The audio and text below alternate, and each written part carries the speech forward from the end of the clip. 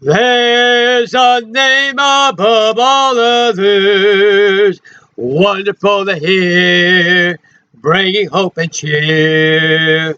It's a lovely name, the name of Jesus, evermore the same. What a lovely name.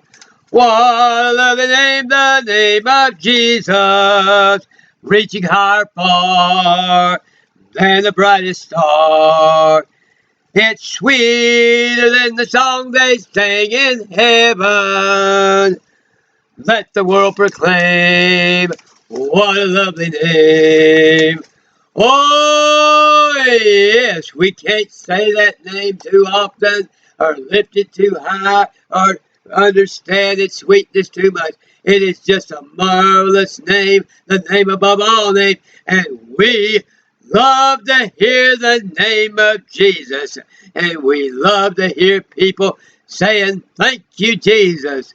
Praise you, Jesus. Oh, yes. I remember a young guy back a few years ago that we were at camp meeting, and every time when his feet hit the floor from off of those bunks that we had there in that camp, the minute his feet hit the floor, he'd start saying, thank you, Jesus. Thank you, Jesus. And a lot of us would saying, groaning and saying, oh, it's a feeling a little rough this morning after staying up all night talking and start complaining, oh, they're getting us up too early.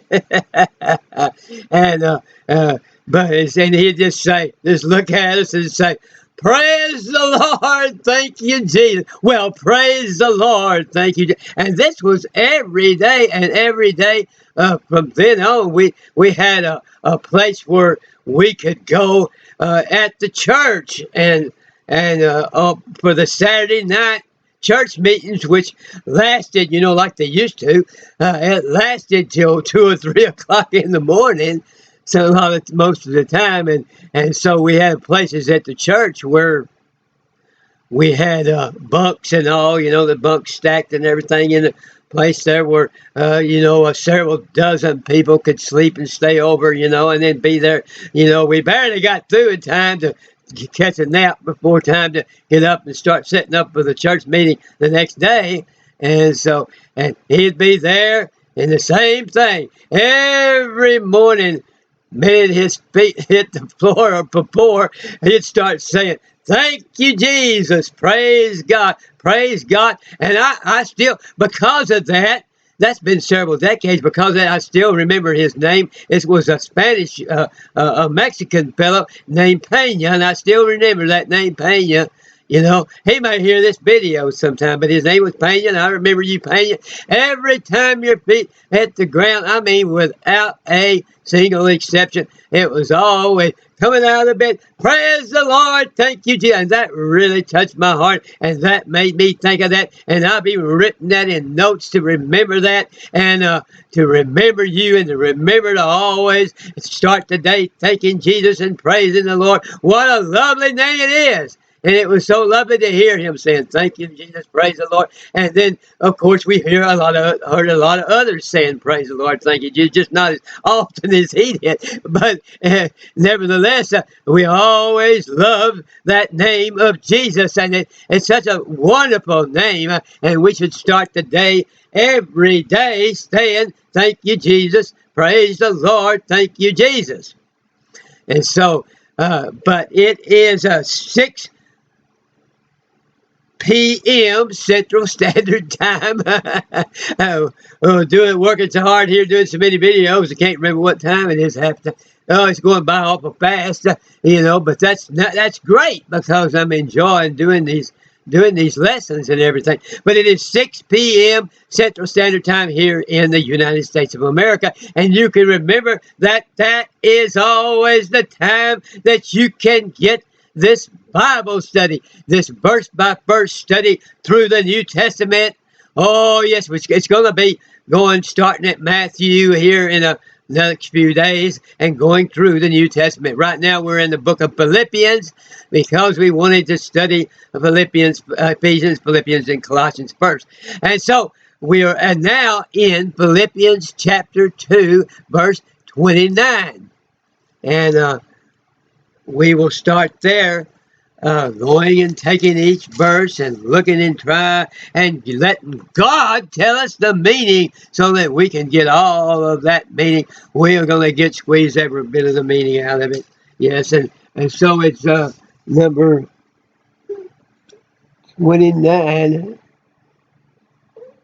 It said, okay, talking about that Epaphroditus, I said, I sent him therefore the more carefully, that when you see him again, you may rejoice, and that I may be the less sorrowful. So then it says in verse 29, receive him therefore in the Lord with all gladness, and hold such in reputation. He deserves a lot of credit for, the service that he rendered to Paul, and so we need to always give people due deference and due reverence when they are when they have served the Lord consistently for a long period of time like that. And so then we go to verse number 30. It says, because for the work of Christ he was nigh unto death, not regarding his life, to supply your lack of service toward me. Yeah, you see, working so hard and we get like that. I mean, I remember spending 2 or 3 nights not sleeping, just trying to get a bunch of things recorded up, and music and everything, and sermons and all that, and getting a lot of things done. Just didn't want to go take time to sleep because it was just so much to be done. Or, working at the church and all that kind of thing, and doing the church library and different things at different times and all kinds of things like that. I thought I'd get to thinking, oh, I'm so spiritual, I can just go without sleep for 3 days. There's no problem. I'll catch it up after the 3rd day or something. End up almost getting sick out of the whole thing. And actually, one time I had to go have a checkup, to see, if I was going to make it. I got this. And so, that happens if you get to working so hard, you forget yourself, and you forget that, well, if you try the Lord long enough, it's going to finally get you down sick, And so, but if you will take the time consistently every day to pray and be receptive to God, you see, he can send that healing power your way and heal you and keep you healed on a day-by-day basis. But a lot of times in the ministry, you get to working so hard, you don't even think about it. You forget, I think, a lot of times forget to even pray because you're just working so hard. And you feel like, the prayer is for other people, and that you've perhaps been to Bible college and seminary and all that kind of thing, and got all your PhDs and everything, so you no longer have to pray. And, we get like that, but we all have to pray every day to keep that healing power, that harmony, that peace, that passes all understanding, that joy unspeakable and full of glory. All that every day needs to flow through us, and then we'll know exactly right amount of sleep and the right amount of everything will be perfectly balanced and perfectly in harmony, and there won't be any sickness happen. So that's a marvelous lesson to learn here. And it's even in this scripture. So it says in chapter 3, finally, my brethren, rejoice in the Lord. Oh, I love that. That's why I love the book of Philippians. Rejoice in the Lord. To write the same things to you, to me indeed, is not grievous, but for you is safe. Beware of dogs, beware of evil workers, beware of the concision. That's all. Those being aware of that dogs, of course, that's people that they're only teaching what they're teaching for the money that they get out of it, and they're only thinking about their own belly. It's like a lot of what's going on today, where people only think about maintaining themselves in power, and they don't worry about who they deceive or who they corrupt or who they hurt or what they say or anything, as long as it serves the purpose of keeping their money and their power coming in and everything. It says beware of that type of thing, beware of the concision, and things like that happens, the people that'll break up the church, and people that'll come in you see churches sometimes where they run off so many pastors that they finally just decide they'd rather not even have one, so they wouldn't have to bother running them off, getting rid of them. and some guy that he decides that he doesn't want the responsibility of God of being a pastor, but he wants to have the authority and the respect to run everything in the church. And so finally he'll just start running it, and he don't even want a pastor to even be there.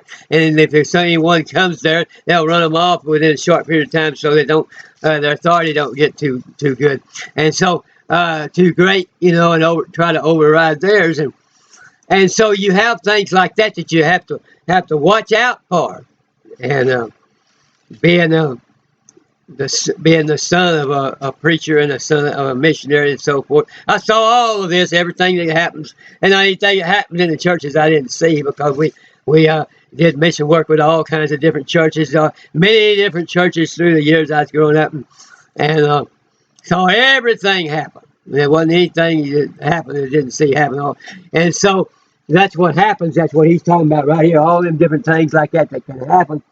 He says, to me indeed is not grievous, but for you it is safe.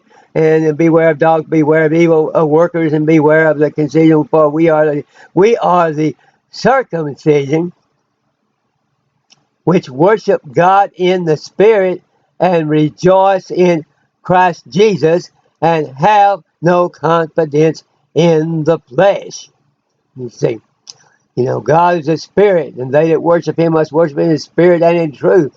And so we rejoice only in Christ Jesus, and have our confidence in him and in the Spirit, and we don't worry about the flesh, and we don't think about how that we are physically attractive or so physically fit or physically ahead of someone else that we should have the preeminence because of that. You see a lot of that happening where you have somebody that's head taller than everybody else, and looks like a movie star and all, and then they feel like that they ought to have the preeminence and everything, and maybe they have all that going for them and everything, but maybe they don't even have the prayer life or the Bible appreciation or anything else. They just move into that position just as a position that they can hold, because of their being so physically attractive that it becomes something that many people in the church, the wealthy and all and so forth, want them to be out front to provide that movie star image to draw people into the church. And you see that kind of thing going on too. But we need to look for those people who have the prayer life and that are devoted to God and devoted to the scriptures and so forth like that. But anyway, we want to look at this. Though I might also have confidence in the flesh, if any. Okay, so then that's one form of the flesh, but the flesh he's talking about is a little bit different. It says he's talking about his learning and everything. He was, as you might say, so like you'd say, he was seminary trained and Bible college trained and everything. So he had a reason to be confident in his learning and knowing all the law and knowing everything about the Pharisees' law and all that kind of thing. He was one of the Pharisees. And so, we're going to pray that doesn't happen to any of us. And and now I'm going to pray that everyone listening will be healed of all their diseases. Oh Lord, I just pray that you would just go in and root out every vestige of cancer from people hearing. And Lord, dear God, just root out every vestige of COPD or any kind of lung problem whatsoever. Oh, dear God, just root out any kind of emphysema or any kind of infection, any kind of inflammation of the bronchial tubes or any kind of thing of COVID-19. Oh, dear God, just heal them and lift them up and heal people of diabetes. And oh, dear God, just restore their kidneys and restore their pancreas and restore all of their system. Oh, dear God, and their heart and everything. Lord, that way just pray that you give people good, strong heart, good, strong liver. Oh, dear God, just restore them from alcohol. Oh, dear God, just give people good, strong back without any back pain, dear God, and give them a good, strong, and just heal people of scabies, heal people of shingles, heal people of all skin irritation, heal people of spinal bifida, heal people of multiple sclerosis, dear God, just heal everyone now of osteoporosis and give them good, strong bones, give them good, strong joints, heal them of all arthritic pain, all inflammation of the joints, all the rheumatoid arthritis. And now we pray, dear God, that you would just take people off easily up off of all drugs and all alcohol and all cigarettes, and they take lay down the cigarettes and all that nicotine, and just be healed completely and rise far above any methamphetamine, phenobarbital, any kind of cocaine, any kind of drug like heroin or crack cocaine, and be lifted way up, way above all the need for that, into that buzz and that rush that is 1,000 times greater than any of that. And Lord, just lead them up way far above all sense of depression, oppression, or depression of every kind. For we ask all these things in the name of our Holy Son Jesus. Amen, amen, amen, amen.